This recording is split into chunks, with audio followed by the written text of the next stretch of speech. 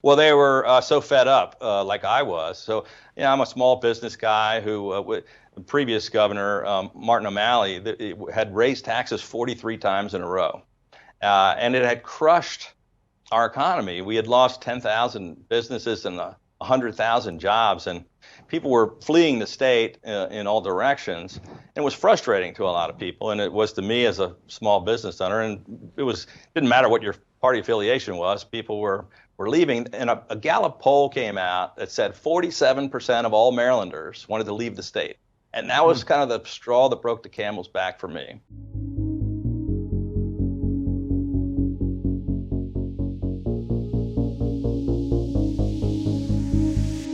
I'm Dave Rubin, and this is the Rubin Report. As always, guys, don't forget to subscribe to our YouTube channel and click that notification bell.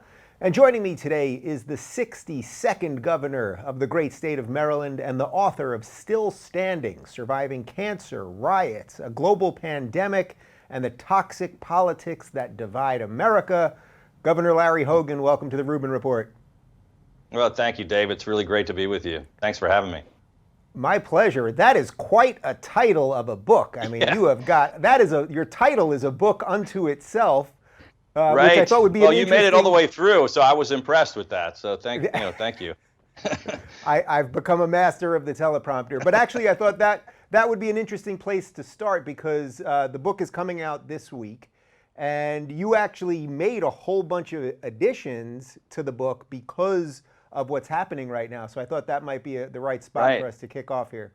Yeah, Dave, it was already kind of a long title to begin with because we were trying to cover a lot of important topics, and I was covering, when I was elected, kind of overcame, I was the biggest upset in America in 2014 in a very blue state. I was immediately hit with dealing with riots in Baltimore and then life-threatening cancer. And, we a lot of interesting stories to write about. I really wanted to talk a little bit. It's not a heavy political read, but I wanted to talk a little bit about, the divisive politics today and some of my thoughts on where we ought to be heading. And we put together this book sort of, February timeframe when we were finished with it. And it was going to come out a little earlier. And then the pandemic, we kind of put it on hold and asked the publisher to hold it. It would only hold it until now. And they asked us if we would add some more current activities because I was dealing with this crisis. And we added about 5 chapters on the pandemic. And I think it makes it kind of more interesting. And I tell some pretty straightforward stories about what we've been dealing with. But I'm hoping people will find it interesting. Yeah, so I want to go into each of the specific topics that you break down in the title, but let's start with the pandemic stuff because as you just mentioned, you are a Republican governor of a largely blue state. If I'm not mistaken, only 2 Republican governors have ever been reelected in Maryland in its entire history. So maybe we should start there first. What's it like being an outsider governor, whether it's a red guy in a blue state or a blue guy in a red state? Just what's that like first before pandemic time, and then we'll talk about that. Sure. Yeah. So I'm a lifelong small business guy. Never held elective office until I was elected governor. Our state has the highest Democratic registration of any state in America. In 2014, I got elected. It was kind of a shock. I mean, nobody expected me to. I came from nowhere. We weren't even on the radar screen. It was I was the least likely to succeed, I think. Nobody thought I was going to be governor. But I pulled together a coalition of, all the few Republicans we had in our state, along with a bunch of independents and Democrats, and I got elected. And then I'm governing in a state that's a fairly liberal Democratic state with a legislature that's 70% Democrats in both chambers. Every single statewide elected official is a Democrat. I'm only the second Republican in 50 years to be elected and the second one to be reelected in 242 years. So I think one of the things I've learned in a situation like that is that you've got to figure out a way to work with people on the other side of the aisle. And it may be different if you're, say, a Republican in a red state, or you're a Democrat in a blue state. You don't have to develop those relationships, and you don't have to maybe compromise or find a way to reach that middle ground, where you can all work together. So maybe out of necessity to get things done, I had to be more pragmatic and figure out how do you reach common sense solutions and actually fix some problems. And it turns out that's what a lot of people seem to want, because a lot of Democrats and Republicans and independents seem to like it, and they reelected me, and we seem to be making some progress. Are you telling me that people vote you guys in to fix problems? Is that what it's all about? I know, Dave, it sounds like a strange concept in politics today because we don't see a lot of that. But I really do think it's what a lot of people want. I mean, we can talk about the politics on the right and the left. I think most people, regardless of where they fall on the spectrum, they really do want the people they elect to office, regardless of which side of the aisle they come from. They just want people to get to work and get things done. And I think they're frustrated with the political process and the fact that they see a lot of divisiveness and dysfunction. They don't think people are getting the job done. You mentioned that you were a small businessman before going into politics. My sense is that the future of politics, probably on either side, although I think probably more on the Republican side, is that the day of the long-term politician, the guy who comes up through the system, is over, and that the future will be people who built their own businesses, who innovated, maybe were in the tech world, that those will be the future politicians.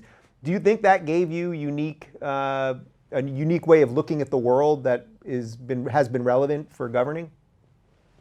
Well, first of all, I agree with you. I think that is what we're going to see. It's what we should see. I mean, I've, for a long time, sort of been arguing against career politicians who spend their entire, professional lives in elective office.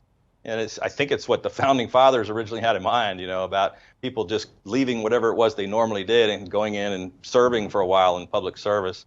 I actually, I'm the chair of the National Governors Association and active in the Republican Governors Association. And a lot of my colleagues have similar profiles and backgrounds. Not all of them, in fact, many of them are not lifelong politicians. Many of them have business backgrounds. And I think it may be a sort of a new phenomenon, but I'm not alone in that regard. And I think maybe in the governor's races, you may send somebody off to Washington that's, been a politician, but when you're deciding who the CEO or the chief executive is going to be to run your state, they want to pick somebody that's kind of competent and able to run things and get things done. And so you see a lot of business backgrounds in the folks that are running the states.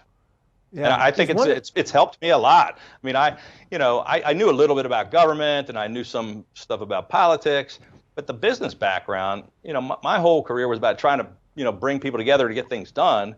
And it turns out that's actually a valuable thing to have in government too.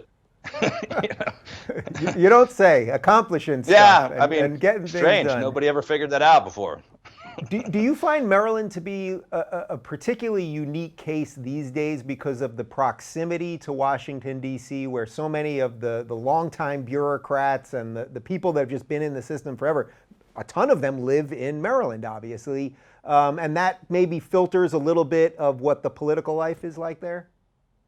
Maybe to a certain extent. I mean, one of our largest population centers is in metropolitan Washington, but we're a pretty diverse state. We've got the Washington metropolitan area, the Baltimore metropolitan area, but we've got some pretty dense areas. We've got we've got suburban areas, very rural areas of our state. About 70% of our state is rural, and so we're kind of a microcosm. I mean, we're America in miniature. We have a little bit of the same things that everybody has. We have probably a higher percentage of federal government employees. So we actually have more people that are in the private sector that maybe have some kind of government contracting affiliation. But it may change. We're made a little bit more liberal and a little bit more Democratic leaning as a result of that.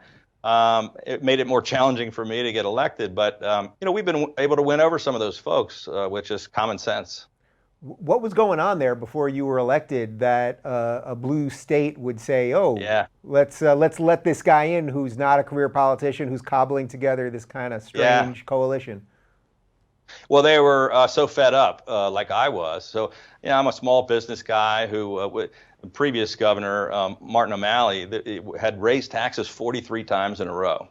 And it had crushed our economy. We had lost 10,000 businesses in the 100,000 jobs, and people were fleeing the state in all directions. And it was frustrating to a lot of people, and it was to me as a small business owner. And didn't matter what your party affiliation was. People were leaving, and a Gallup poll came out that said 47% of all Marylanders wanted to leave the state, and that was kind of the straw that broke the camel's back for me. We were 49th out of 50 states in economic performance. So I was frustrated enough to do something crazy, like say, I've had enough, I'm going to run for governor. And it was to the point where Democrats said, I'm a lifelong Democrat. I've never considered voting for a Republican in my life, but this guy's starting to make sense.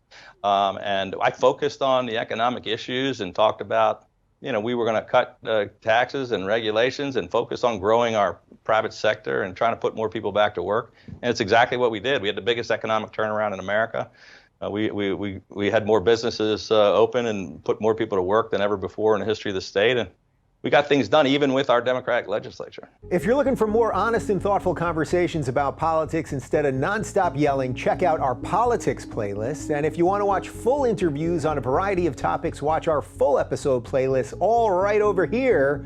And to get notified of all future videos, be sure to subscribe and click the notification bell.